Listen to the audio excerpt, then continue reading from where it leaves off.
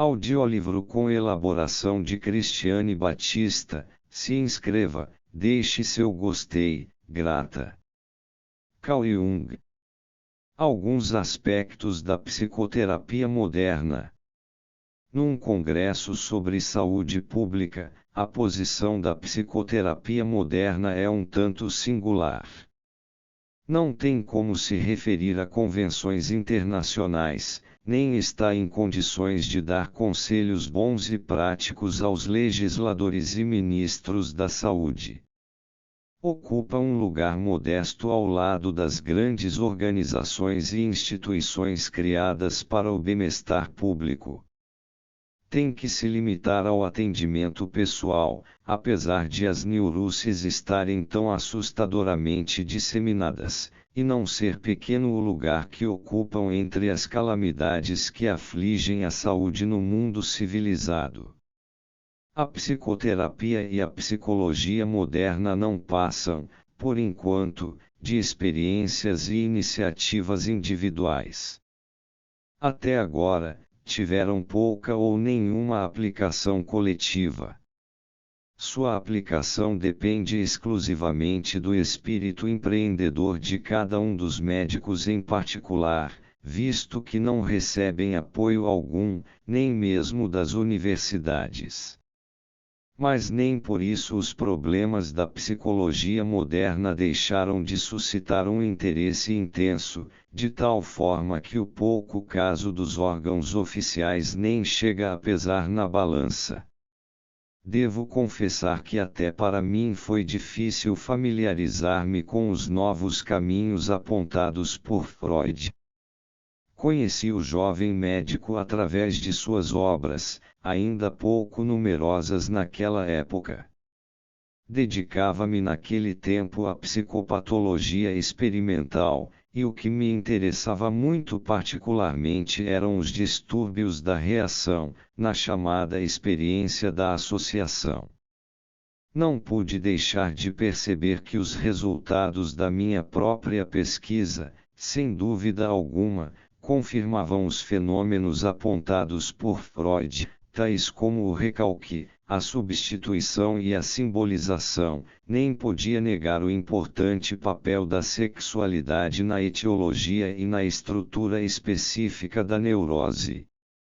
A psicologia médica continua sendo trabalho pioneiro. No entanto, parece que a medicina oficial começa a enxergar o lado psíquico do que antes era julgado unicamente do ponto de vista fisiológico, sem falar das neuroses, cuja natureza psíquica já não pode ser contestada. Ao que tudo indica, a psicologia médica está conquistando, por sua vez, um lugar na medicina. Mas onde é que o estudante de medicina vai poder aprender psicologia? É importante que o médico tenha alguma noção a respeito da psicologia de seus pacientes, da psicologia dos doentes nervosos, mentais e físicos. O especialista já dispõe de um razoável conhecimento nessa área. Contudo, as universidades não incentivam tais estudos. Se eu fosse responsável por uma faculdade, provavelmente também teria as minhas reservas em relação à psicologia médica como matéria curricular. Por isso, compreendo perfeitamente essa atitude. Em primeiro lugar, não se pode deixar de reconhecer que as teorias de Freud se chocaram com determinados preconceitos profundamente arraigados. Pouca coisa melhorou, quando, mais tarde, introduziu algumas modificações em sua doutrina. A opinião pública, de há muito, já o estigmatizara, devido às suas primeiras posições unilaterais e exageradas. Além do mais, as mesmas se baseiam numa visão materialista do mundo, que a partir do início deste século vem perdendo cada vez mais terreno. O ponto de vista extremado de Freud não só fere muitas concepções idealistas, como também não atende às disposições naturais da psique humana. É inegável que a natureza humana tem seus lados escuros, mas tanto o leigo quanto o cientista sensato estão convencidos de que ela também possui seus lados bons e positivos, e estes, no mínimo, tão verdadeiros quanto os primeiros. A razão humana sadia recusa-se a ver tudo como decorrência da sexualidade e de outras incompatibilidades morais. Essa concepção é excessivamente destrutiva.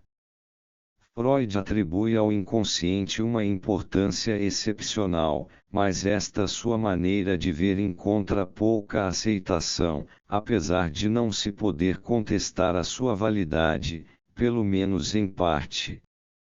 No entanto, é preciso precaver-nos contra uma valorização excessiva do inconsciente. Do contrário, existiria o perigo de subestimar o consciente, o que nos levaria, finalmente, a concepções totalmente mecanicistas. Mas isso contraria o nosso instinto, que coloca a consciência como arbiter mundi. Mas como os racionalistas atribuem uma importância excessiva ao consciente, considero sadio dar ao inconsciente também o valor que lhe é devido. No entanto, não se deveria valorizá-lo mais que o consciente. Outra restrição é a falta de uma psicologia que seja realmente médica, embora possa existir uma psicologia para médicos.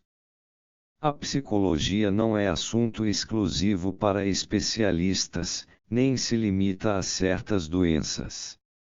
É universal e humana, e como a humanidade, ela se diversifica, de acordo com o tipo de profissão, de doença etc. Também não se restringe ao instintivo ou biológico. Se assim fosse, ela poderia até constar de um manual de biologia sem o menor problema. Mas não é isso que acontece, muito pelo contrário, seus aspectos sociais e culturais revestem-se de uma importância tal, que sem eles nem seria possível imaginar a psique humana. Por isso, é impossível falar de uma psicologia geral e normal, como se ela resultasse simplesmente do embate entre instinto e moral, ou outras oposições do gênero. Desde o início da história, o homem se deu suas próprias leis.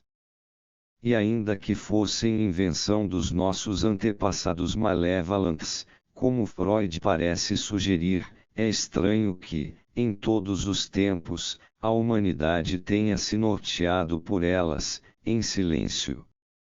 O próprio Freud, que queria ver a sua psicanálise limitada ao âmbito da medicina, com invasões, apenas circunstanciais em outros campos, viu-se obrigado a lidar com questões de princípio, que ultrapassavam de longe a medicina pura. O simples tratamento superficial de um paciente inteligente conduz inevitavelmente a problemas fundamentais, já que a neurose ou qualquer conflito psíquico depende muito mais da atitude pessoal do paciente, do que da história da sua infância. Quaisquer que tenham sido as influências sofridas pelo paciente em sua juventude, ele tem que acabar se conformando. E só vai consegui-lo, se tomar uma atitude adequada. A atitude é da maior importância. Freud, pelo contrário, atribui importância primordial à etiologia do caso, pois supõe que a cura da neurose se opera, assim que as suas causas se tornam conscientes. Na verdade, o conhecimento das causas é de tão pouca serventia como, por exemplo, o conhecimento exato das causas da guerra, para ajudar a valorizar o franco-francês. A tarefa da psicoterapia consiste em mudar a atitude consciente, e não em correr atrás de reminiscências submersas da infância.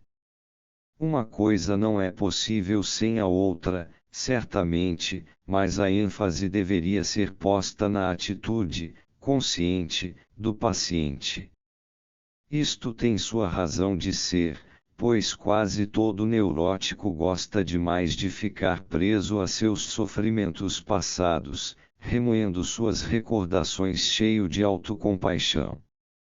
Muitas vezes sua neurose consiste no fato de estar preso ao seu passado e querer justificar tudo pelo que ocorreu no passado.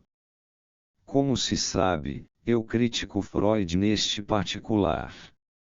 Minha crítica, no entanto, não chega a ponto de negar o poder extraordinário da tendência retrospectiva.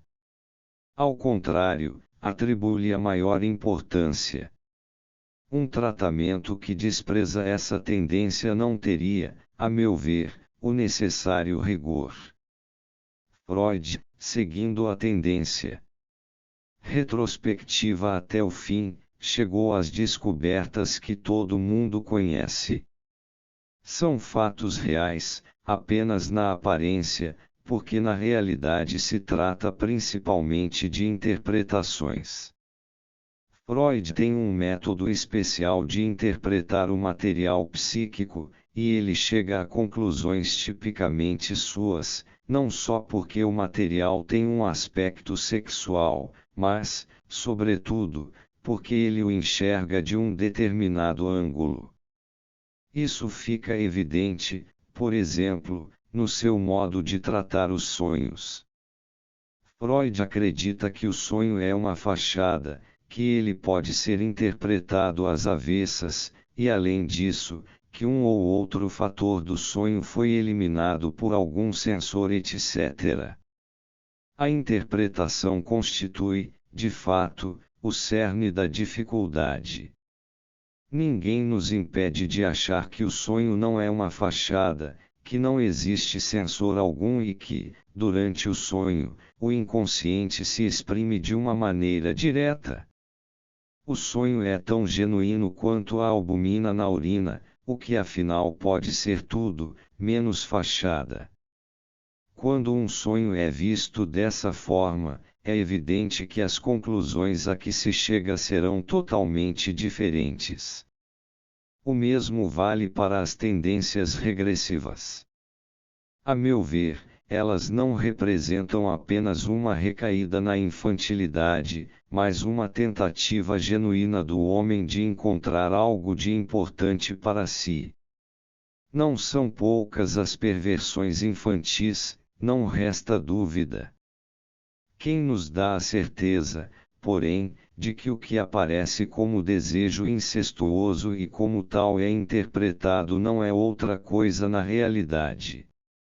Se estivermos dispostos a desembaraçar-nos dos preconceitos teóricos, conscienciosamente, e a descobrir o que o paciente realmente procura em seu pai ou em sua mãe, em geral, o que encontramos, não é um desejo incestuoso, muito pelo contrário, mas uma verdadeira abominação do incesto.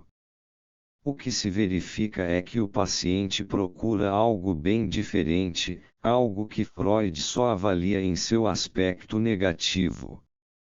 É o sentimento de inocência infantil, de proteção e segurança, de amor mútuo, confiança e fé, enfim, algo que pode ser chamado de muitas maneiras diferentes. Será que o fim dessa tendência regressiva é realmente tão sem pé nem cabeça? Ou não será precisamente disso que o paciente precisa, urgentemente, para reconstruir seu comportamento consciente? Acredito que, na maioria dos casos, o desejo incestuoso, bem como os demais aspectos perversos da sexualidade não são mais do que produtos colaterais, mas que o conteúdo essencial da tendência regressiva está visível nos desejos que acabamos de mencionar. Neste sentido, não me oponho a que um paciente regrida à infância, ou mergulhe nas reminiscências infantis. Reconheço que o fato de entregar-se a estas reminiscências da infância pode representar um risco para o paciente e, eventualmente, ser a sua ruína. Mas, mesmo assim, procuro motivá-lo conscientemente a lidar com essas preciosas recordações, pois confio no sentimento de seu próprio valor. Meu desejo é curá-lo. Portanto, preciso empregar todos os meios ao meu alcance para chegar a esse resultado terapêutico. A tendência regressiva ensina, simplesmente, que o paciente procura a si mesmo em suas recordações infantis, às vezes em seu benefício, mas também, muitas vezes, em seu prejuízo. Até agora sua evolução foi unilateral, algumas partes essenciais de sua personalidade não foram levadas em conta, o que, finalmente, o levou a desistir. Por isso ele deve regredir. No meu livro Tipos Psicológicos, 86, tentei mostrar a que leva esse tipo de evolução unilateral.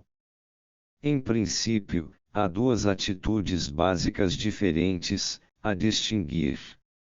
São elas, a introversão e a extroversão.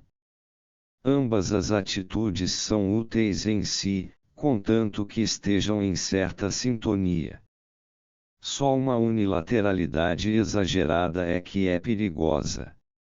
Dentro desse quadro mais geral, encontram-se diferenciações pessoais, muito sutis, condicionadas pela predominância de uma determinada função psíquica. Por exemplo, quem tiver cabeça boa, desenvolverá a acuidade de seu intelecto à custa do sentimento, e o realista sempre vai depreciar as belas visões do intuitivo. Pessoas unilaterais desse tipo só costumam olhar para a infância, retrospectivamente, quando se encontram em algum beco sem saída, saudosos do paraíso perdido, do tempo em que ainda não se tinham desligado da função que agora é inferior. Ou então são os seus sonhos que reavivam lembranças mágicas, submersas há muito no passado. Uma atitude mais idealista possibilita a interpretação das coisas de outra maneira.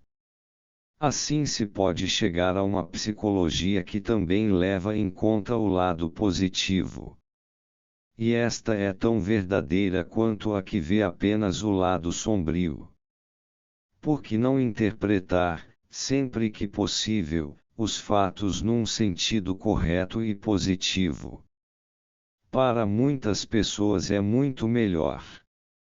Em todo caso, é mais animador do que reduzir tudo unicamente às tendências infantis. Mas aqui também não podemos ser unilaterais, pois dizer a verdade drástica, mas salutar a certos pacientes, oportunamente, só lhes pode fazer bem. De acordo com a ideia original de Freud, o inconsciente é uma espécie de recipiente, ou porão, para material reprimido, desejos infantis e coisas do gênero. Contudo, o inconsciente é bem mais do que isso, ele é, simplesmente, a base, a condição preliminar da consciência. Representa a função inconsciente do psiquismo. É a vida psíquica antes, durante e depois da tomada de consciência. Como a criança recém-nascida, que chega ao mundo com o cérebro pronto e altamente desenvolvido, e cuja diferenciação foi formada pela experiência acumulada dos seus antepassados, no decorrer de séculos e séculos sem conta. Assim também a psique inconsciente é formada por instintos, funções e formas herdadas, já pertencentes à psique ancestral. Essa herança coletiva não consiste em noções herdadas, mas na possibilidade de semelhantes noções, em outras palavras, em categorias a priori de tipos de funções possíveis. Essa herança pode ser chamada de instinto, no sentido original da palavra. Aliás, o assunto não é tão simples assim, trata-se, ao contrário, de uma complicadíssima rede de condições, que costumo chamar de arquetípicas. Este fato implica que, em dada situação, o homem terá um comportamento provavelmente idêntico ao dos seus antepassados, nos tempos de Matusalém.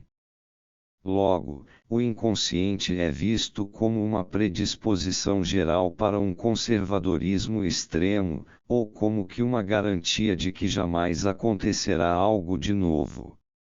Se esta afirmação tivesse valor absoluto, não haveria lugar para a fantasia criativa. Mas como foi ela que sempre produziu e continua produzindo as mudanças e renovações radicais, em parte a nossa constatação deve ser falsa, porque a fantasia criativa existe, e não apenas como prerrogativa da psique inconsciente.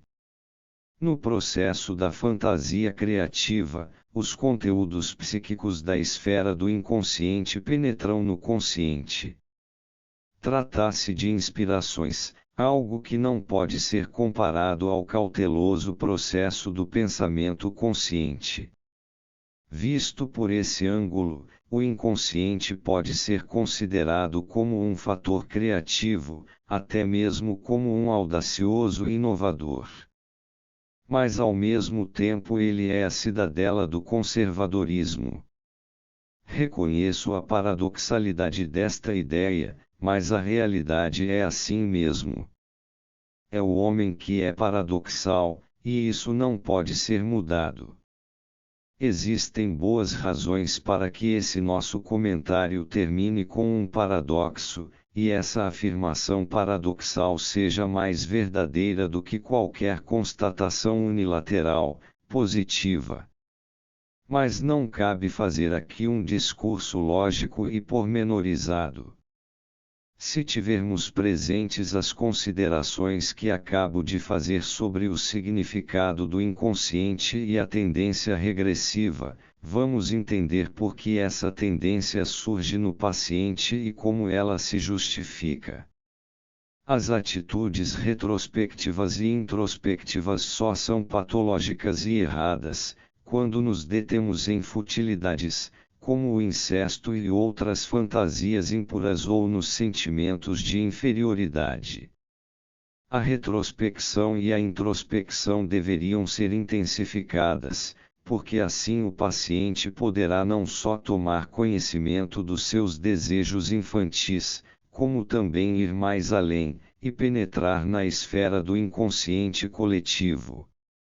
Aí descobrirá o tesouro das ideias coletivas e, depois, as suas próprias forças criativas. E assim se perceberá solidário com toda a humanidade, tal como ela sempre foi e sempre será. Multiplicará dessa forma o seu modesto haver pessoal que se revelará insuficiente. As aquisições a que me refiro fortalecem a sua atitude. Esta também é a razão por que as ideias coletivas sempre tiveram tão grande importância. Presumivelmente Freud ficou atolado em seu próprio pessimismo, prendendo-se a um conceito negativo e pessoal do inconsciente. Não tem cabimento acreditar que a base vital do homem seja apenas pessoal, portanto, uma affaire escandalosa e particular. Esta maneira de pensar é de uma infecundidade absoluta. Corresponde à verdade na medida, digamos, de um drama de Strindberg. Ao ser rasgado o véu dessa concepção falsa e doentia, saímos da atmosfera pessoal, estreita e pesada e nos introduzimos nos vastos domínios da psique coletiva e na matriz sadia e natural da mente humana, isto é, na alma da humanidade. É só nessa base que vamos conseguir renovar a nossa postura e tornar-nos úteis.